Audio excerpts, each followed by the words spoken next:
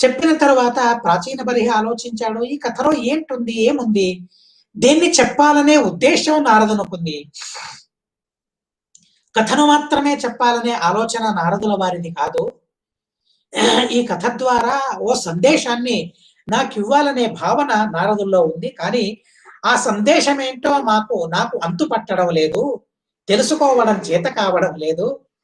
చూడండి, విషయాల్లో మునిగిన వారికి సందేశం ఏంటో అర్థం కాదు. కనుక విషయాలను అనుభవించరాదు అని చెప్పడం లేదు భాగవతం. ఎవరు చెప్పరు. యోగ్యమైన విషయాలను విహితమైన విధానంలో ఆ విషయాలను అనుభవిస్తే అది తప్పు కాదు. కానీ విషయంలోనే ఎవరు ఆసక్తులై అవుతారో వారికి శాస్త్రం అర్థం కాదు. కఠినమైన విషయాలు వారి బుద్ధిలో ఎక్కవు.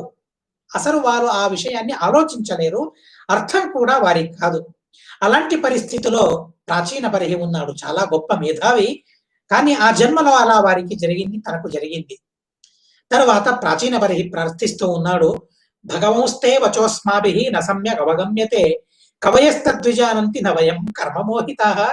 చూడండి, పురంజనుడే చెబుతూ ఉన్నాడు, మీరు చెప్పిన సందేశం ఏంటో నాకు అంతు పట్టడం లేదు, నా మనసుకు అది హత్తుకోవడం లేదు, ఎంత ఆలోచించినా ఆ రహస్యాన్ని ఛేదించడం నా వల్ల కావడం లేదు.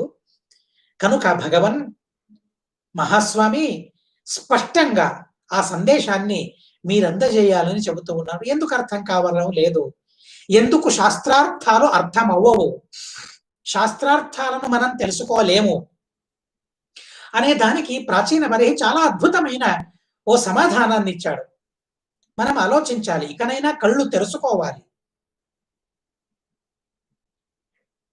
మనోనేత్రాలతో మనం చూడాలి, విషయాలపైన వ్యామోహాన్ని తగ్గించుకోవాలి, అర్థం చేసుకునేందుకు ప్రయత్నించాలి. అందుకోసం మళ్ళీ మళ్ళీ శ్రవణం చేయాలి. ఒకసారి వింటే మనకు అర్థం కాదు, కానీ రెండోసారి వింటున్నప్పుడు కొందరికి అర్థమవుతుంది, పదోసారి వింటున్నప్పుడు కొందరికి, మరికొందరికి 100వసారి వింటున్నప్పుడు మరికొందరికి అర్థమవుతుంది. కనుక వినడాన్ని మానుకోకూడదు. ఏమైనా ఏం జరిగినా వినడాన్ని మానుకోకూడదు. నాకు అర్థం కావడం లేదు, సరే, అర్థం కాకపోయినా మనం వినాలి. ఇది భాగవతం చెప్పే రహస్య సందేశం ఇది. కనుక ప్రాచీన బర్హి మనందరికీ ఓ సందేశాన్ని ఇస్తూ ఉన్నాడు. ఎందుకని మనకు శాస్త్రార్థాలను తెలుసుకునే సామర్థ్యం ఉండటం లేదు, శాస్త్రార్థాలను తెలుసుకోలేకపోతూ మనం అంటే ప్రాచీన బర్హి ఓ చక్కని సమాధానాన్ని భాగవతంలో చెప్పాడు. కవయస్తద్విజానంతి, మీరు చెప్పిన ఈ కథలోని రహస్యాన్ని, కథలోని సందేశాన్ని కవులైన వారు తెలుసుకోగలరే తప్ప కపులైన మాలాంటి వారు తెలుసుకోలేరని చెబుతూ ఉన్నాడు. మేము ఎలాంటి వాళ్ళం, కవులం కాదని చెబుతూ ఉన్నాడు. అసలు జ్ఞానం లేదు నాకు, జ్ఞాని కాను నేను. జ్ఞాని కాని నేను ఓ మహాజ్ఞాని అందించిన కథలోని సందేశాన్ని ఎలా తెలుసుకోగలను, కథలోని రహస్యాన్ని ఎలా ఛేదించుకోగలను నేను? కనుక నాకు తెలియడం లేదు. ఎందుకని? కర్మమోహితాః. చూడండి, ప్రాచీన బర్హి చెబుతూ ఉన్నాడు, ఎవరైతే కర్మ మోహితులవుతారో, కర్మలోనే ఆసక్తులైపోతారో వారికి తత్వం తెలియదు, తత్వం తెలుసుకునే సామర్థ్యం వారిలో క్షీణిస్తూ పోతుంది. ఆధునిక ఓ లేఖకుడు ఓ పుస్తకంలో ఓ మాటను రాశాడు, చాలా చక్కగా ఇదే మాటను తను రాశాడు. ఏ వ్యక్తి తరచూ నవలను చదువుతూ ఉంటాడో, తనకు కష్టమైన లెక్కలు ఏమున్నాయో, గణిత శాస్త్రం ఏదుందో అది తలకెక్కదు. కష్టమైన విషయాలను తను తెలుసుకోవాలని ఆలోచించడు. ఆ బుద్ధికి ఎలాంటి అభ్యాసాన్ని తను చేయించి ఉంటాడంటే, సరళమైన విషయాలు, కథలు, ఆ కథలను మాత్రమే ఆ బుద్ధి గ్రహించేలా ఆ బుద్ధిని తయారు చేస్తాడు. బుద్ధి చాలా గొప్పది. బుద్ధి యొక్క సామర్థ్యాన్ని ఎవరూ అంచనా వేయలేరు. అలాంటి అద్భుతమైన బుద్ధిని భగవంతుడు మాకిచ్చాడు. కానీ ఆ బుద్ధికి మనం ఇచ్చిన అభ్యాసం ఎలాంటిది అంటే, నవలను చదివితే అర్థమవుతుందే తప్ప శాస్త్రాన్ని చదివితే ఆ బుద్ధికి అర్థం కాదు. అలా మనం మన మనస్సును, మన బుద్ధిని తయారు చేశాం. ఓ ప్రయోగాన్ని చేస్తే ఎలా ఉంటుంది? పిల్లలు పుట్టారు. పుట్టిన పిల్లలకు మనం ఈరోజు ఏం తినిపిస్తూ ఉంటాం? ఏం ఏం తినిపిస్తూ ఉన్నాం అసలు? ఏదో ఫేరెక్స్‌నో, మరే పదార్థాన్నో పాలలో కలిపి పాలలో దాన్ని కలిపి దాన్ని ద్రవంగా మార్చి దాన్ని పిల్లలకు తినిపిస్తాం. ఎందుకని? గట్టి పదార్థాలను జీర్ణించుకునే సామర్థ్యం తనకు లేదని.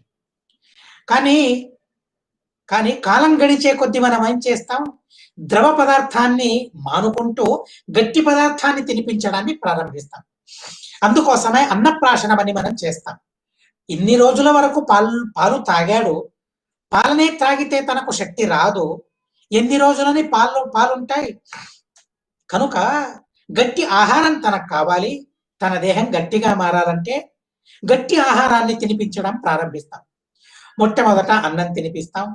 ఆ తరువాత క్రమంగా రొట్టెలని మెత్తగా చేసి దాన్ని తినిపించడం ప్రారంభిస్తాం.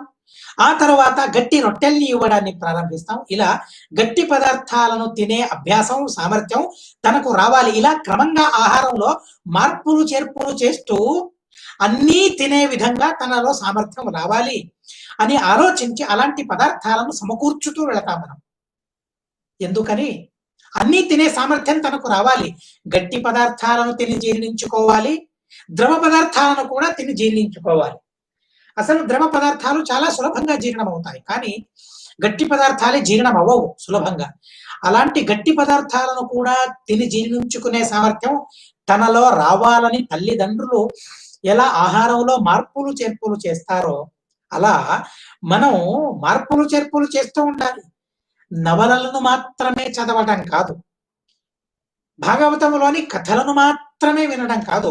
కథలను వినకూడదని నేను చెప్పడం లేదు. ఆ కథలను మాత్రమే వినడం, కథలు మాత్రమే అర్థమై తత్వం చెబుతూ ఉన్నప్పుడు అందరికీ నిద్ర వస్తుంది. ఎందుకని? వారి మనసుకు అలాంటి అభ్యాసాన్ని వాళ్ళు చేశారు. ఏమని? కథలను మాత్రమే నేను వినాలి, కథలను మాత్రమే నేను వినాలి. కథ తప్పి తత్వాన్ని వినడం ప్రారంభిస్తే ఇది కథ కాదు అనేది నా మనసుకు, నా బుద్ధికి అర్థమవుతుంది. దాన్ని వినకూడదు అని మనసు అనుకుంటుంది, బుద్ధి అనుకుంటుంది.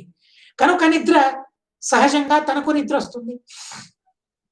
దేన్నైనా వినగలిగే అభ్యాసం బుద్ధికి ఉండాలి, మనసుకు ఉండాలి. అలాంటి అభ్యాసం మనసుకు మనం చేయించాలి.